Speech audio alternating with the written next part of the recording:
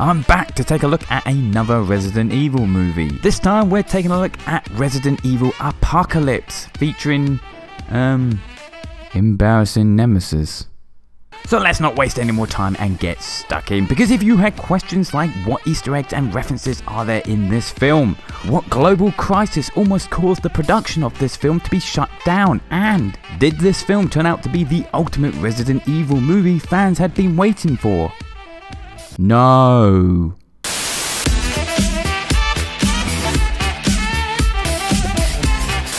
Oh, would you look at that, it's number 1.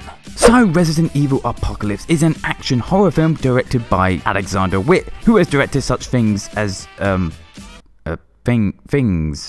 He's directed some things. And written by Paul.W.S. Anderson. The film is based very loosely on the Resident Evil video game series, specifically the games Resident Evil 2 and Resident Evil 3. Resident Evil Apocalypse is the second film in the Resident Evil franchise and follows directly after the events of the first film, with main character Alice finding herself trapped in a zombie-infested Raccoon City, with several other characters including Jill Valentine, who is based on her video game counterpart, sort of. Resident Evil Apocalypse also features the first live-action on-screen appearance of the Nemesis, an iconic Resident Evil monster within the video game franchise, and he also does this.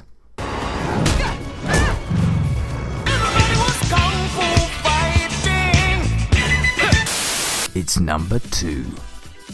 So why did this movie get made? Simple answer: fucking money. Yes, after the first movie made a bit of that green, Sony Pictures wasted no time in greenlighting a sequel. Paul.W.S. Anderson was unable to return as director for this movie due to his commitments in directing the film Alien vs Predator. However, Anderson did stay on as screenwriter and as one of the film's producers. Anderson chose to use the third game in the Resi series as a basis for the film's story, and also took inspiration from the film Escape from New York, such as including the large perimeter wall that isolates the city from the rest of the world, and the film The Omega Man in the form of the deserted city. The film's original title was to be named Resident Evil Nemesis, much like the video game it's based on. However, it was decided that the name should be changed after the film Star Trek Nemesis, released in 2002, was a bit of a box office failure. So the name was changed to Resident Evil Apocalypse.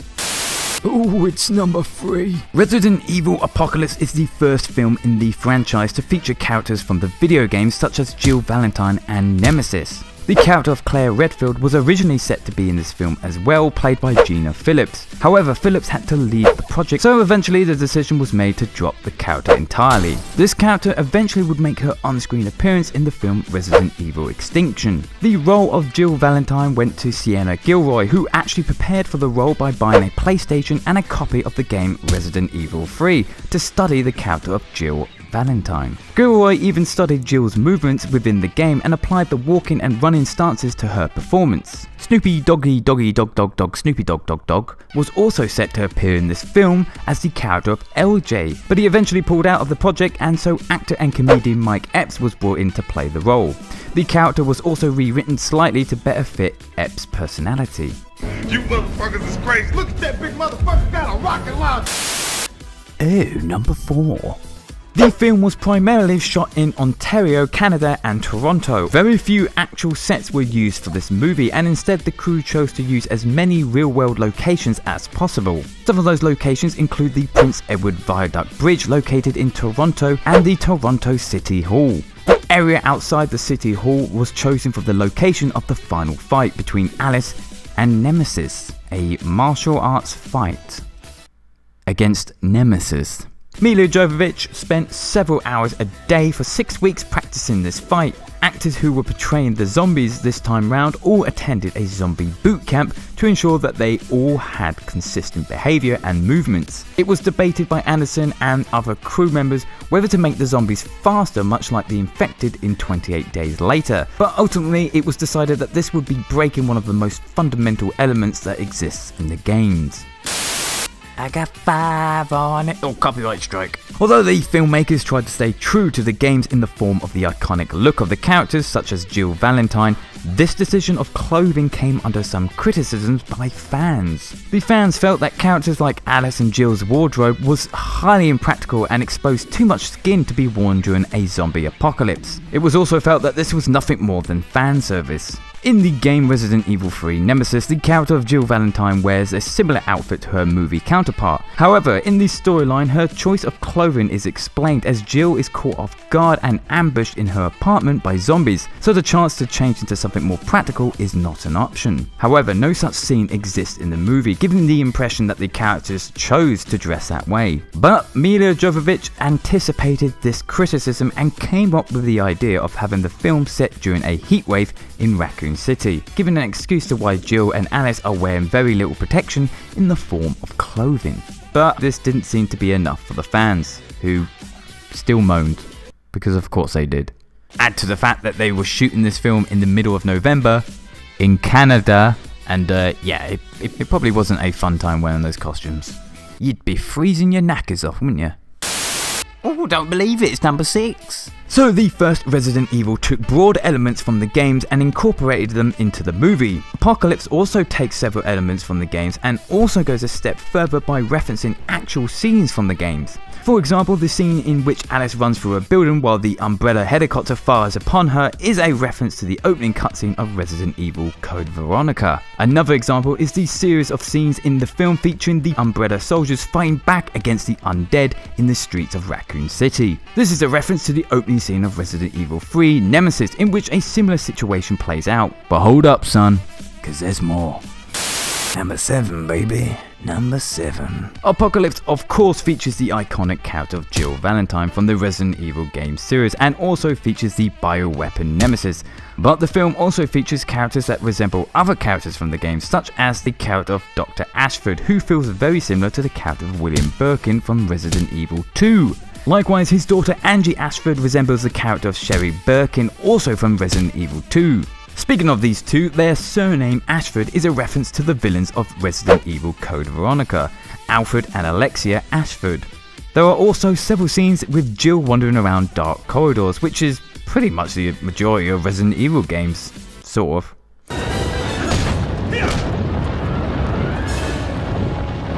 The Lickers make a return to this film. The Lickers, of course, were first introduced in Resident Evil 2. STARS members are seen in this movie as well, although we get no Chris, Barry or Brad, but we do have this guy and this guy. Oh, I guess they're dead now. We also see Umbrella soldiers within the film, much like the UBCS squad in Resident Evil 3. Yeah. You wanna know a secret? It's number 8. Right, let's talk about Nemi, shall we? So of course the character of Nemesis is plucked right out of Resident Evil 3, and his role in Apocalypse is not too far off from his role in the third game. In Apocalypse, much like the third game, Nemesis is a bioweapon controlled by Umbrella used to carry out assassinations, though there are some notable differences between the two. For starters, film Nemesis starts out already having an established backstory, being the character of Matt from the first film, while Nemesis in the game has no real backstory aside from being the product of years of research by the European branch of Umbrella. In the game, Nemesis has a very clear goal of assassinating the STARS members involved in the mansion incident of the first game, while the Nemesis in the movie is sent to kill STARS members because... tests? Oh, and also Alice, I guess. Interestingly enough, both versions are used as a field test by Umbrella. Nemesis in the game is a cold, unfeeling murder machine, while in the movie version he's portrayed as more of a tragic villain, being the character of Matt, who was infected by the T-virus and then experimented on against his will by the Umbrella Corporation. The look of movie Nemesis is relatively unchanged from the games, except now he sports a modified minigun. The costume for Nemesis stood about 7 foot and 3 inches and weighed 100 pounds. So almost as much as your mum. Good heavens, number 9. Right, let's fire off some quick facts. Ironically, a film about a deadly virus almost got shut down while filming due to an outbreak of SARS in Canada. There are 47 different locations used in this film. Milla Jovovich has expressed disappointment over this movie, stating that the studio wanted more action and that the story was swept under the rug. Nemesis only has one line in the entire film, and it's the only word his video game counterpart says in Resident Evil 3. Stars. Apparently in the movie universe, Raccoon City is situated near Philadelphia, as seen on a weather map in the beginning of the film. Much like the first film, these zombie dogs were real zombie dogs. Oh wait, no, I read that wrong. No, they were just dogs. They're just real dogs. No zombies required. This was at the time the only Resident Evil movie to feature undead children, until Resident Evil The Final Chapter. Resident Evil Apocalypse was the very last film in the series to be released on VHS and the first to be released on Blu-ray. And if you don't know what VHS is, just go look in an old crypt or something. I say, old chap, it's number 10. To help market this film, a fake commercial was created advertising a skin rejuvenation product created by the Umbrella Corporation. By May of 2004, this teaser had been downloaded 8.5 million times from the film's official website. Apocalypse, despite its poor reviews, did very well at the box office in the United States, Hong Kong, Singapore, Mexico, Japan, France and Brazil. However, in the UK, the film found itself up against a newly released horror title by the name of Saw, which ultimately overshadowed it in the box office. While Apocalypse did very well in terms of money, it did less well with critics. But well, let's face it, this was never going to be a critical darling, was it? Roger Ebert, however, loved this movie. I hated this movie. Not kidding, he hated it. He gave it half a star out of 4 and called it an utterly meaningless waste of time. He also described the film as lacking in any wit or imagination and that it failed to provide any entertaining violence or special effects. Damn, why don't you tell us how you really feel? I hated this movie. Oh, he just did. In 2009, Time magazine named Resident Evil Apocalypse as one of the top 10 worst video game movies ever made. But trust me, that's not true. Not if this man has anything to say about it. Well, there you go, 10 facts about Resident Evil Apocalypse.